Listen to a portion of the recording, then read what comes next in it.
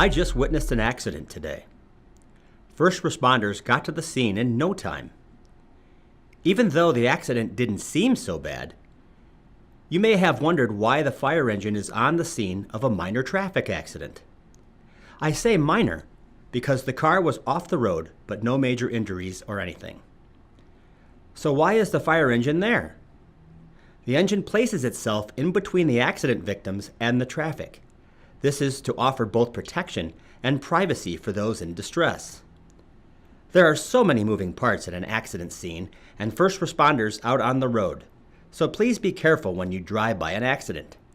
First responders are putting their safety at risk, being out on the road like that for others, and would appreciate our patience when driving through.